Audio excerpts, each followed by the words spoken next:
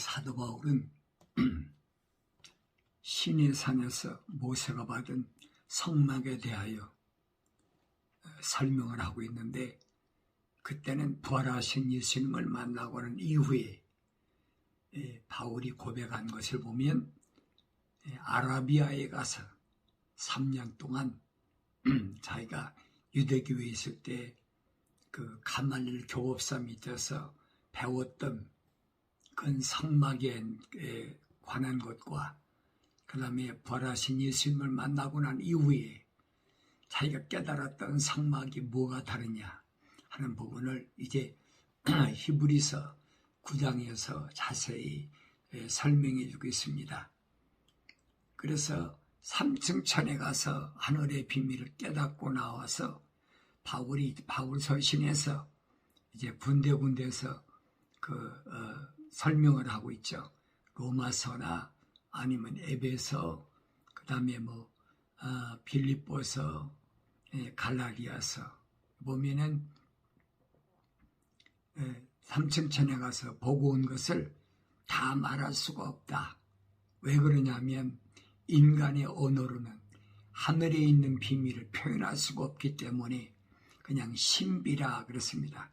신령한 비밀이라 그렇게 말하면서 이제 그 일부를 이제 공개하는 것을 볼 수 있는데, 오늘 히브리서에서는 그 모세가 받았던 언약에 대해 설명합니다. 그런즉 첫 언약에도 실로 하나님을 섬기는 율례와 세상에 속한 성소가 있었도다. 그래서 하나님을 섬기는 율례, 다시 말하면 하나님을 섬기는 방법, 의식이라는 겁니다. 이것은 세상에 속한 성소에 있을 때만이 이런 의식이 필요하다는 겁니다. 그 율례가 뭐냐 하는 거예요. 그러면서 사도 바울은 한 성막이 마련되어 첫째 부분에는 촛대와 상과 차려놓은 빵이 있었는데 그곳을 성소라 부르고 그랬습니다. 첫째 부분, 이제 성막에 보면은 문이 있고, 그 다음에 그 번제단이 있고, 그 다음에 물두멍이 있고, 그리고 성소가 있는데 그 성소에는 뭐가 있느냐? 촛대, 금촛대로 된 촛대, 촛대가 올린 상이 있죠. 그리고 상 위에 차려놓은 빵이 있다. 그걸 성소라 부른다 그랬습니다. 그리고 두 번째 휘장 뒷부분을 지성소라 부르는데, 그래서 지성소, 그러니까 성소와 지성소, 거기에는 금향로와 전체를 금으로 싼 언약궤가 있고 그 안에는 만나를 담은 금 항아리와 아론의 쌍난 지팡이와 언약의 돌판이 있었더라 그랬어요. 그러니까 지성소의 규모가 어떻게 생겼느냐? 금향로가 있고, 그 다음에 전체가 금으로 싼 언약궤가 있다. 법궤가 있다는 거죠. 그 법궤 안에는 만나, 금 항아리에 담은 만나, 그 다음에 아론의 쌍난 지팡이와 언약의 돌판이 있었더라. 그 다음에 그 위에 자비석을 덮는 영광의 그룹들이 있었는데 이것들에 관해서는 지금 낱낱이 말할 수 없노라 그랬어요. 지금 낱낱이 말할 수가 없다. 왜 그랬을까?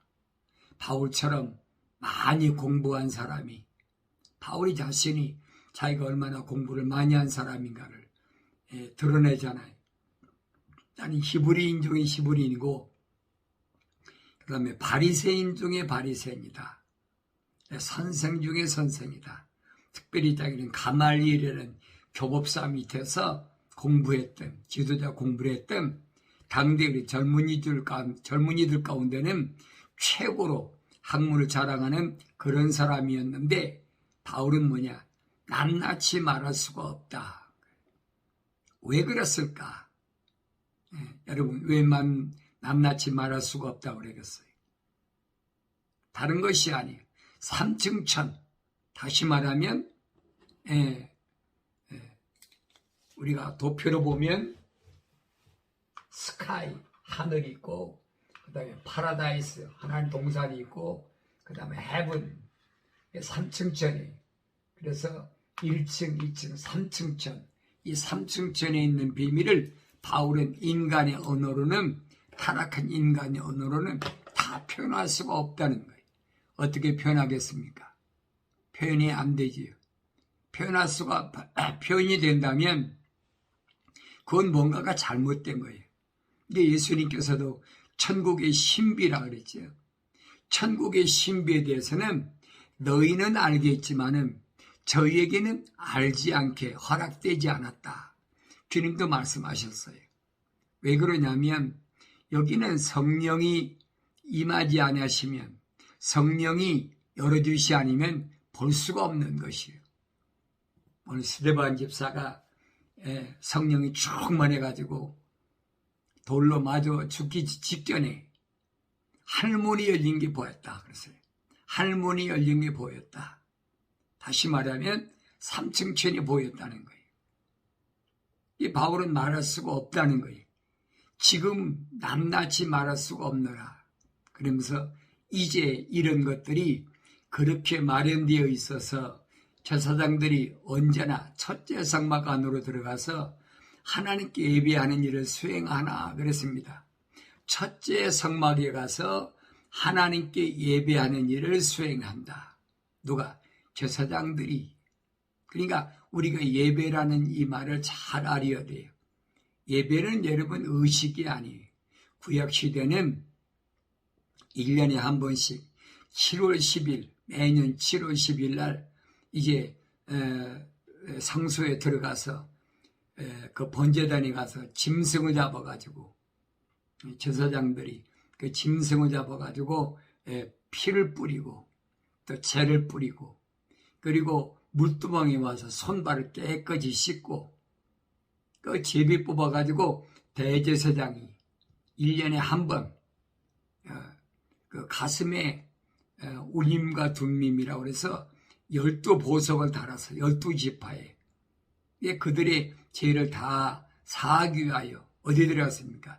지성소에 들어갔어요.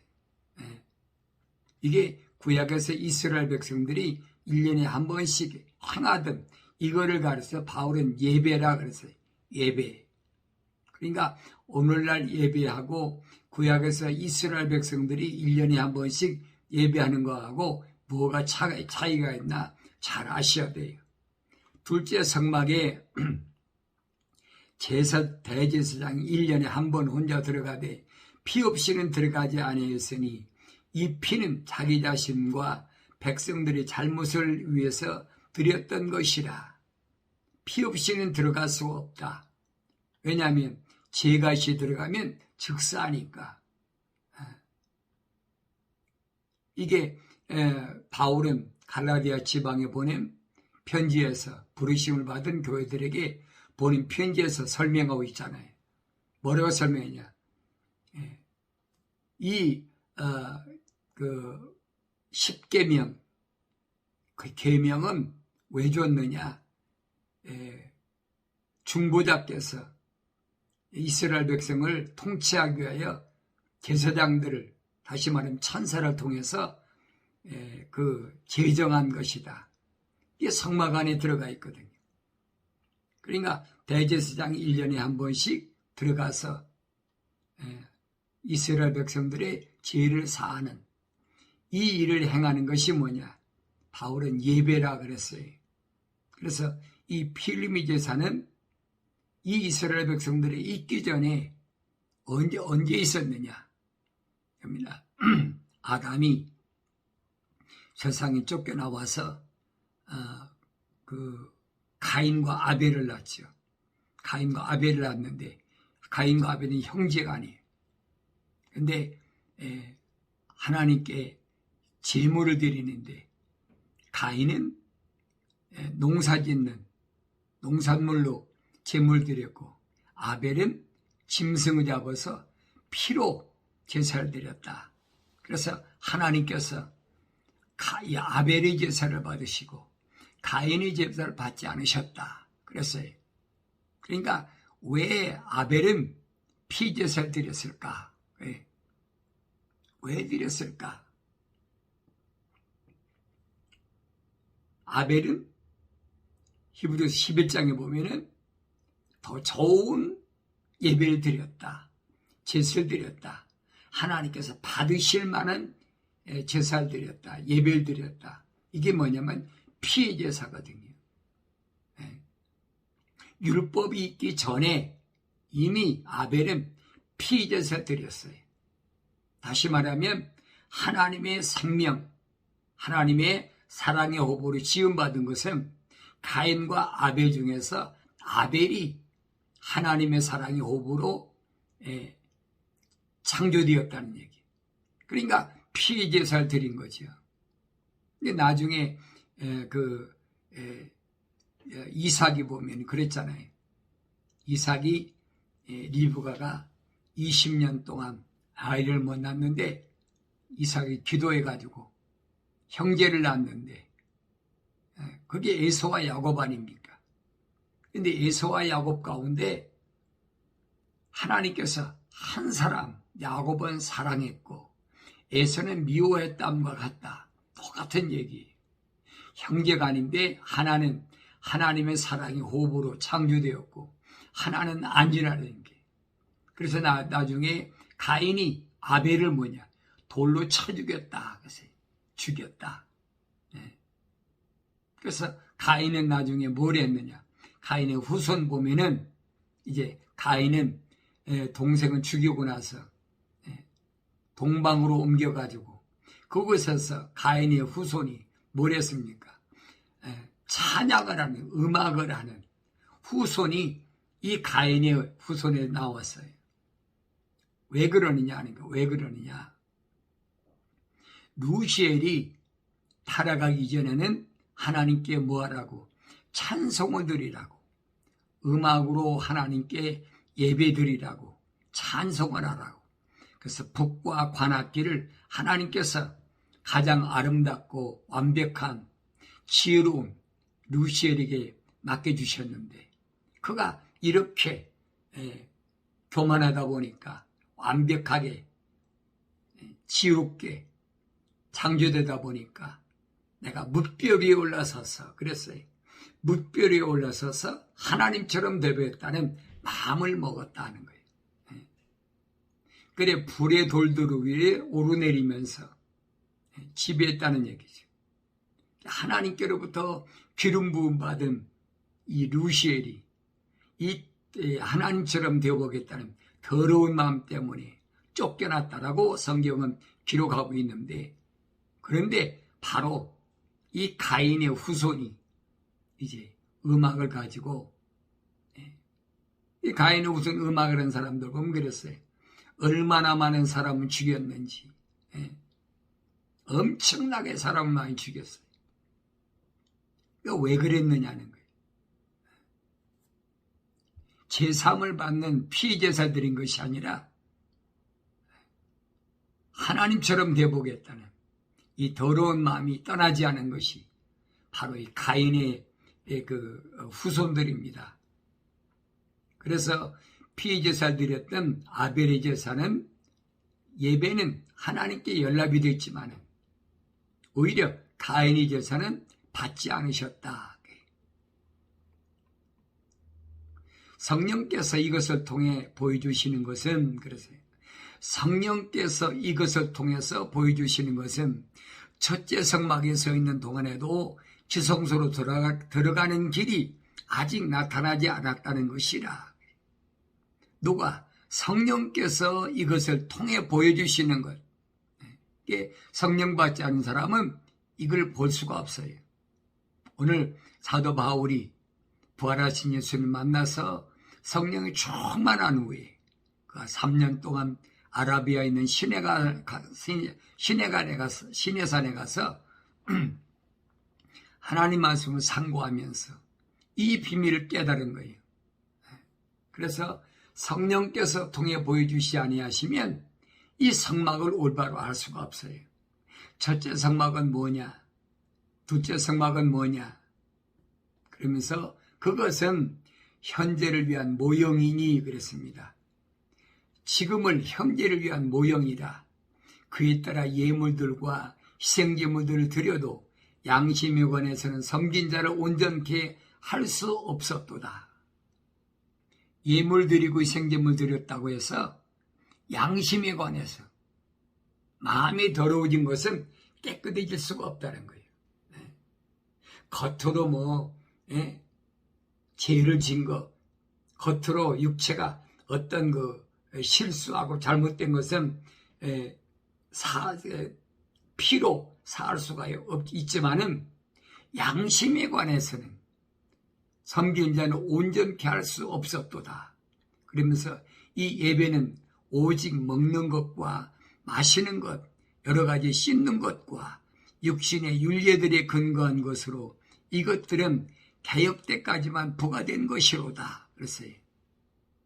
구약에서 유대인들이 하나님께 드리는 이 예배는 오직 먹는 것, 마시는 것, 그 다음 여러 가지 씻는 것, 육신의 율례들에 근거한 것으로 그랬어요. 이것들은 개혁 때까지만 부과된 것이다. 그러니까 구약에서 이스라엘 백성들이 제사장들이 이제 가서 성전 문으로 들어와서 이제 번제단이 와서 짐승을 잡고 피를 뿌리고 그 다음에 물두멍이 와서 손과 발을 씻고 그리고 성소에 들어와서 거기 와서 떡상이 있고 촛불을 켜놓고 그 순서가 그렇잖아요. 거기서 먹고 마시고 하는 것 이런 것들은 육신의 율례들에 근거한 것이라 그랬어요. 육신, 몸을 가진 이것들이 하나의 율례, 의식 이걸 근거한 것인데 이건 어느 때까지냐? 개혁 때까지만이라 그랬어요. 개혁 때까지. 그래서 사도 바울은 이것을 예배라 불렀습니다. 그러면서 이런 것들은 성령을 받아야만이 온전히 깨닫게 되고 알게 된다라고 성령 받지 못하면 알 수가 없는 이러한 제도에 대해서 지금 설명해 주고 있는 겁니다. 그러나 그리스도께서는 다가올 선한 것들의 대제사장으로 오셔서 손으로 짓지 아니한 곧 이러한 건물이 아닌 더 크고 더 온전한 성막을 통하여 그랬어요. 온전한 성막이 뭘까 하는 겁니다. 온전한 성막. 그리스도께서 오셔서는 손으로 짓지 않은 더 크고 온전한 성막. 이것을 통해서 염소와 송아지 피로 아니하고 오직 자신의 피로 한번 성소에 들어가셔서 우리를 위하여 영원한 구속을 이루셨느니라. 황소와 염소의 피와 암송아지의 제도 불결한 자들에게 뿌려 그 육체를 정결케 함으로써 거룩하게 한다면 하물며 영원하신 성령을 통하여 흠없는 자신을 하나님께 드린 그리스도의 피가 어찌 죽은 행실에서 너희 양심을 정결케 하여 살아계신 하나님을 섬기게 하지 못하겠느냐. 그랬어요. 구약에서 제사장들이 양을 잡고 염소를 잡고 그 다음 비둘기 잡고 여러 가지 그 죄에 대해서 이제 피를 뿌리잖아요. 그런데 그것은 육체를 위한 것이지 양심을 위한 것이 아니라는 거예요. 양심을 위한 건 뭐라고 그랬어요? 제가 아브라함에 대해 설명할 때 말씀드렸잖아요. 아브라함이 양과 염소를 송아지를 잡아가지고 하나님께 드렸는데 그 다음에 비둘기를 드렸는데 비둘기는 통째로 드렸다. 각을 뜨지 않고 통째로 드렸다. 이 비둘기는 뭐냐? 이것은 양심을 가리키는 거다. 새는 뭐예요? 날아가잖아요. 내 몸은 여기 있어도 내 마음은 한국에도 가고 뭐 어디도 가고 날아갈 수 있잖아요. 그러니까 아브라함이 하나님을 믿는데 온전히 믿지 않고 마음으로 믿지 않았다는 얘기예요. 마음으로 믿지 않은 그 원인이 뭐냐? 그게 뭐냐면 하나님이 4가지 명령하셨는데 롯은 하나님께서 친척을 떠나라고 그랬는데 인정 때문에 육신의 정욕이나 안목의 정욕 때문에 롯을 떼지 않고 가나안까지 데려왔다고 그랬잖아요. 그러니까 하나님께서 이로 인하여 내 후손이 이방 땅에서 400 만에 돌아오리라. 430년 만에 이스라엘 백성이 돌아올 때에 이 성막의 제도를 만들어서 시내산에서 하나님께서 이스라엘 백성들에게 지금 말씀하신 거예요. 그런데 이것들은 하나의 모형이라는 거예요. 누가 오실 때까지, 하나님의 아들 예수 그리스도가 오실 때까지 모형으로 주신 거라는 거예요. 성령이 오셔야 알 수 있다라고 바울이 분명히 설명하잖아요. 이런 연유로 그는 새 언약의 중보자이시니 그는 첫째 언약 때에 범죄한 것들을 부속하시려고 죽으심으로써 부르심을 받은 자들로 그 영원한 유업의 약속을 받게 하려 하시려는 것이라. 새 언약의 중보자. 새 언약이 뭐라고 했어요? 사랑의 언약, 생명의 언약. 이 중보자이신 하나님의 아들 예수께서 오셔서 이제 아브라함이 실패했던 마음이 온전히 드리지 못했던 그 부분을 나로 하여금 온전히 드려줄 수 있도록 자신이 십자가에 못 박아 죽으심으로 인해서 새 언약을 우리에게 주셨다. 사도 바울이 이렇게 지금 설명합니다. 그러면서 유언이 있는 곳에는 유언한 자의 죽음도 필연코 따라와야 하리니 유언은 사람이 죽은 후에야 효력이 있으며 유언자가 살아있는 동안에는 전혀 효력이 없느니라. 그러므로 첫 언약도 피 없이 드려진 것이 아니니 모세가 율법대로 모든 계명을 온 백성에게 말한 후에 송아지와 염소의 피와 물과 주홍색 양털과 우슬초를 가져다가 그 책과 온 백성에게 뿌리며 말하길 이것은 하나님께서 너희에게 명하신 언약의 피라 그랬어요. 하나님께서 너희에게 명하신 언약의 피라. 더 나아가 그의 피를 가지고 성막과 섬기는 데 쓰이는 기명들에 뿌렸는데 성막과 섬기는 데 쓰이는 기명들에 다 뿌렸다. 왜? 거룩하라고. 깨끗해지라고. 그래 율법에 따르면 거의 모든 것이 피로써 정결케 되나니 피 흘림이 없이는 제사함이 없느니라. 피 흘림이 없이는 아무것도 깨끗해질 수가 없어요. 그러므로 하늘들에 있는 것들의 모형들은 이런 것들을 깨끗할 필요가 있었으나 하늘에 있는 것들 그 자체는 이것들보다 더 좋은 희생제물로 해야 하리라. 땅에 있는 것들도 짐승을 잡아서 피를 뿌려서 깨끗하게 해야 되는데 하물며 하늘에 있는 것들이야 피 없이 어떻게 되겠느냐는 거예요. 그래서 예수님께서 십자가 못 박혀 죽으심으로 자기 피를 물과 피를 다 쏟으셨다는 거예요. 이는 그랬어요. 그리스도께서 실물의 모형인 손으로 만든 성소에 들어가지 아니하시고 바로 그 하늘 자체에 들어가셔서 우리를 위하여 하나님의 면전에 지금 나타나 계시기 때문이라. 뿐만 아니라 대제사장이 해마다 다른 것들의 피를 가지고 거룩한 곳에 들어가는 것처럼 여러분 자신을 들이실 필요가 없으니 그리하면 세상의 기초가 놓인 이래로 그 여러 번 고난을 당하셨어야 될 것이지만 이제 그는 자신의 희생제물로 드려 죄 없이 하시려고 세상 끝에 한 번 나타나셨느니라. 구약에서 제사장들은 해마다 여러 번 짐승의 피를 가지고 드렸지만은 우리 예수님께서는 구약에서 제사장들은 육체를 위해서 깨끗하게 하려고 해마다 드렸지만은 예수님께서는 근본적인 마음에 더러워진 것을 깨끗게 하시기 위해서 1년에 한 번 드렸던 것을 이제는 한 번 세상 끝날에 한 번 나타나서 들으셨다. 그러면서 한 번 죽는 것은 사람들에게 정해진 것이고 그 뒤에 심판에 정해진 것이라. 그리스도께서도 많은 사람들의 죄들을 담당하시려고 한 번 들어지셨고 두 번째는 자기를 바라는 자들을 구원에 이르게 하시려고 죄 없이 나타나시리라 그랬어요. 첫 번째 십자가 못 박혀 죽으신 것은 많은 사람들이 죄를 담당하시려고 한 번 들어지셨다마는 두 번째 주님이 이 땅에 오시는 것은 왜 그러느냐?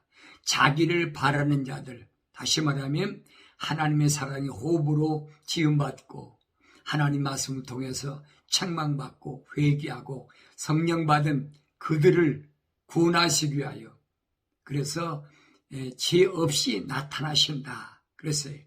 그래서 사도 바울은 주님께서 이 땅에 오신 첫 번째 목적을 정확히 증거하고 두 번째 오실 것까지도 앞으로 두 번째 왜 오셔야 되느냐, 첫 번째 오신 목적이 뭐냐, 그리고 두 번째 오신다는 그 약속이 뭐냐, 그것까지 바울 사도가 설명하고 있습니다. 예수님께서 말씀하시잖아요. 너는 세상을 살아갈 때 두려워하지 말아라. 내 아버지 집에는 많은 저택들이 있다. 그렇지 않다면 내가 가서 너희 있을 곳을 예비하고 그리고 그 처소가 예비하는 것이 끝나면 내가 와서 너희를 나 있는 곳으로 데려가리라. 주님이 약속하셨잖아요. 그러니까 너희는 세상에서 거의 두려워하지 말고 근심하지 말라. 내가 내 아버지께 구하여 보혜사 파라크레토스 성령을 내 이름으로 너에게 보내실 테니까 그 성령이 임하시면 예루살렘과 유다와 사마리아 땅끝까지 이르러 복음의 증인이 되라. 다시 말하면 하나님의 사람들에게 복음을 증가하는 겁니다. 이 말씀은 성령 받아야만이 올바로 깨달을 수 있다라고 오늘 바울 사도가 증거합니다. 그러면서 베드로는 말합니다. 너희가 성령을 통하여 진리에 순종함으로써 너희 혼들을 정결케 하여 가식 없는 형제 사랑이 이르렀으니 순결한 마음으로 서로 뜨겁게 사랑하라. 성령을 통하여 진리에 순종함으로 그랬어요. 성령을 통하지 않고는 진리에 순종할 수가 없어요. 인간의 지식으로, 인간의 어떤 상식으로 할 수가 없는 거예요. 이것은 하늘의 거룩한 성령 오시지 않으면 순종할 수가 없다라고 분명히 오늘 사도 베드로가 증거하면서 그렇게 순종함으로 혼들을 정결케 한다. 그랬어요. 혼들을 정결케 한다. 하나님 거룩한 호흡으로 지음받은 그 사랑의 호흡, 그 혼들을 깨끗하게 한다. 그래서 가식 없는 형제의 사랑이 이르렀다. 거짓이 없는 참사랑, 첼리티, 하나님의 사랑, 하나님의 사랑의 호흡, 그 사랑의 호흡으로 형제를 사랑하게 됐다. 그러니까 순결한 마음으로 세상적인 방법으로 하지 말고 어떤 이익이나 유익이나 그걸 위해서 하지 말고 마음으로 뜨겁게 사랑하라 그랬어요. 마음으로. 이 주님은 내 마음에서 무엇이 없어져야 되느냐? 악한 생각, 살인, 간음, 음란, 도둑질, 거짓 증거, 모독이 없어져야 된다는 거예요. 이것이 없어질 때 가식이 없어진다. 깨끗하게 된다. 또 구약에서는 할례를 하게 된다. 그랬어요. 내 혼이 예수 십자가 보혈이 아니면 깨끗하게 됩니까? 안 되죠. 구약에서는 육신적인 것을 위해서 짐승을 잡고 그래서 1년에 한 번씩 이제 제사장들이 하나님께 예배를 드렸는데 이제는 그게 아니라 예수님이 오셔서 내 마음을 위해서 그가 십자가에 못 박혀 죽으셨다는 거예요. 물과 피를 다 쏟으신 거지. 피를 나는 형제가 아니라 주님 말씀하신 대로 누가 나의 형제요 자매요 모친이냐, 하늘에 계신 내 아버지 뜻대로 행하는 자가 그랬어요. 내 형제요 자매요 모친이라. 그래서 우리는 사랑을 받기 위해 태어난 사람이 아니에요. 사람들이 유혹할 그랬잖아요. 당신은 사랑받기 위해 태어난 사람이라. 이게 거짓말이거든요. 사탄 마귀가 유혹하는 거예요. 오늘 하나님의 자녀들은 사랑이 하나님의 사랑의 호흡으로 지음받았기 때문에, 태어났기 때문에 자기 형제, 자매, 모친을 사랑하기 위해서 태어났다는 거예요. 사탄 마귀는 계속 사람의 뭘 가지고, 음악을 가지고 감성을 자극하잖아요.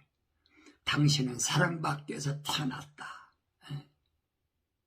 이게 거짓말로, 그러다 보니까 내가 뭔가 사랑에 굶주린 사람처럼 자꾸 욕심이 생기는 거지. 사도 야고보는 그랬잖아요. 욕심이 잉태한즉 죄를 낳고 제가 장사한즉 사망에 이른다. 자꾸 욕심을 내게 하는 거예요. 우리는 아니거든요. 하나님의 사랑의 호흡으로 창조된 사람은 형제 사랑을 위해서 2000년 전에 성령으로 이 땅에 잉태하셔서 성령으로 요단강께서 침례받으신 하나님의 아들 예수처럼 사랑을 나눠주기 위해서, 사랑을 위해서, 희생하기 위해서, 봉사하기 위해서. 그래서 주의 사도 바울이 그랬죠. 성령이 임하면 봉사는 여러 가지다. 주는 한 분이라는 거예요. 그러니까 성령을 받아서 사도로, 선지자로, 복음 증거자로, 목사나 교사로 섬기라는 거예요. 누구를? 부르심을 받은 교회들을 위해서. 부르심을 받은 자들, 이들이 뭐하게? 세상에 묶이지 않도록. 세상에 묶이면 안 되니까 먹을 것 때문에, 입을 것 때문에, 마실 것 때문에 세상에 묶이지 않도록 그들을 섬기라는 거예요. 온전히 섬기라. 이게 봉사라는 것이죠. 돈 받는 건 여러분 주님이 말씀하시잖아요. 그건 목자가 아니라 싹꾼이라는 거예요. 오늘날 돈 안 받고 여러분 사도, 선지자, 복음전도자, 목사, 교사가 있어요. 그래서 그런 사람들은 주님하고는 아무 상관이 없는 사람들이에요. 그러니까 이런 부분을 우리가 올바로 잘 아셔야 돼요. 예배라는 의식을 아직도 유대교에서 하는 짓거리를 그대로 해가지고 음녀들이 사람 홀리듯이 아주 아름답게 치장해 놓고 사람 홀리잖아요. 잠언서 기자 그러잖아요. 아름답게 치장하고 와가지고 사람들을 홀린다는 거예요. 내가 우리 집에 좋은 침상, 상아로 만든 침상을 만들어 놓고 비단 이불을 깔아 놓고 거기 계피와 그 다음에 내가 모략을 뿌려 놨으니까 양모 이불을 덮어 놨으니까 우리 밤이 맞도록 거기서 즐기자.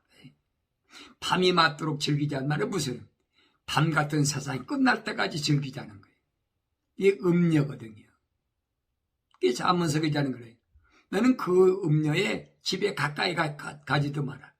얼마나 미끄러운지 기름보다도 미끄럽기 때문에 거기 한번 빠진 사람은 나온 사람이 없다는 거예요. 이게 얼마나 무서운 함정인가를 우리가 알아야 되죠. 우리 주위에는 이런 함정이 꽉 차 있잖아요.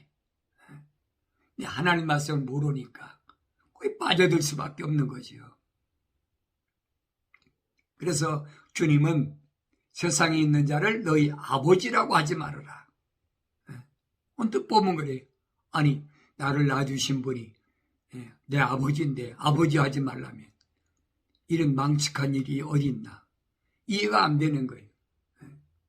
하나님의 사랑의 호흡으로 지음받은 나는 세상에 있는 자가 아버지가 아니라는 거예요. 이 말을 이해를 못하잖아요. 성령 받아야 이걸 깨닫게 됩니다. 너를 낳아준 그 사람이 너희 아버지가 아니다. 이 말을 가지고 지금 죽었지만은 통일교회에 있는 문교주는 그렇잖아요. 세상에 있는 너희 아버지가 아니고 가짜 아버지다. 내가 너희 참 아버지다. 내가 참 부모다. 얼마나 거짓말로 도둑질하고 칼치하고 탈취하고 참고 성경 구절을 인용해서 하는 것들이 이는 육신의 아버지나 세상에서 철학이나 과학으로 세뇌된 자들 선생이라고 가르치지 말라는 얘기예요. 선생이라는 거예요. 네, 세상에서 철학이나 과학은 이 선생들이 가르치거든요. 그래서 사도 바울은 말합니다. 아무도 너희를 철학과 헛된 속임수로 노략질 하지 못하도록 주의하라. 철학과 헛된 속임수는 뭐냐? 노략질하는 것이다. 노략질은 뭐예요? 강도질하는 거지. 도적질하는 거지. 주의하라는 거예요. 그것들은 사람들의 전통과 세상의 유치한 원리를 따른 것이며 그리들을 따른 것이 아니니라.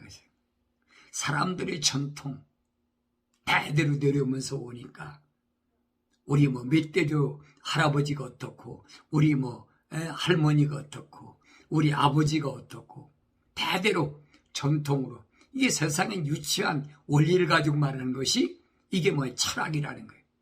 이게 그리를 따른 게 아니라고 분명히 바울이 설명하고 있잖아요.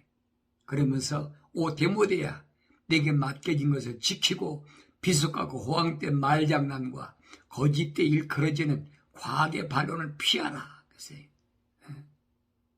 여러분 철학과 과학을 떠나서 세상에서 여러분 보세요. 어떻게 살겠나. 그런데 철학과 과학에 묶여버리면 이게 피할 수가 없다는 얘기예요.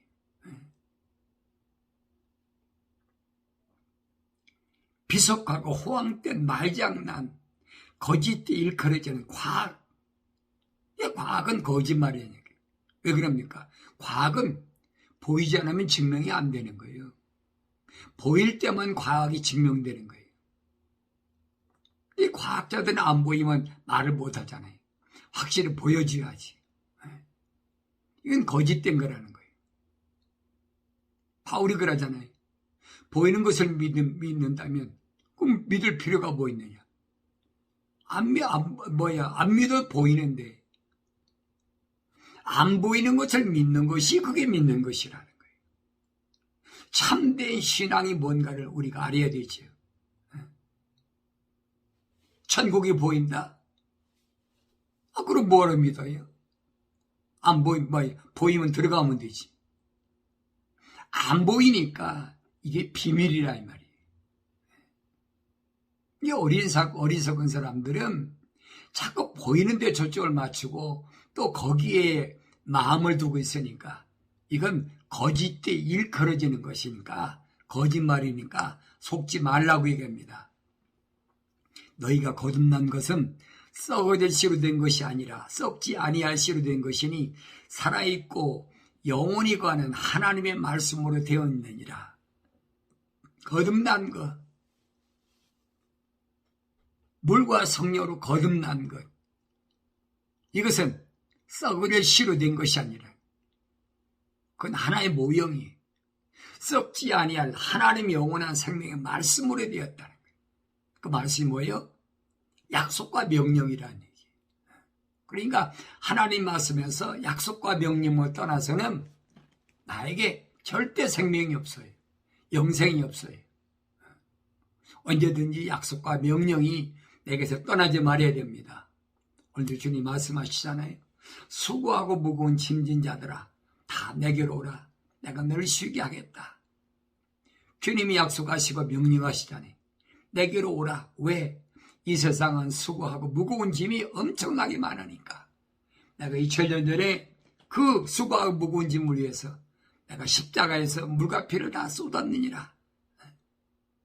오늘도 주님은 부르심을 받은 교회들에게, 에클레시아 교회들에게 말씀하시고 또 사도들을 통해서 우리에게 계속 말씀하시는데, 이 사도들은 주님께서 걸러서 예루살렘을 떠나지 말라는 주님의 명령에 순종했던 120명, 500명 가운데 380명은 다 낙방해버렸죠. 그리고 120명만 거룩한 하나님의 아들의 명령에 순종해서 오순절날까지 기다리다가 하나님 약속한 성령을 받고, 그리고 그들이 예루살렘과 유다와 사마리아 땅 끝까지, 오늘 나까지, 오늘 우리에게까지 복음의 증거자가 계속해서 이어져서 오늘 내가 부르심을 받은 교회로서 하나님의 거룩한 뜻을 온전히 이루기 위해서 거룩한 하나님의 사랑의 열매로 온전해져야 된다는 사실을 깊이 깨닫게 하고, 또 성령을 통해서 나로 하여금 이 어지러운 세상에서 생명의 빛으로 인도하심으로 날마다 승리의 길을 가게 하시는 줄로 믿습니다.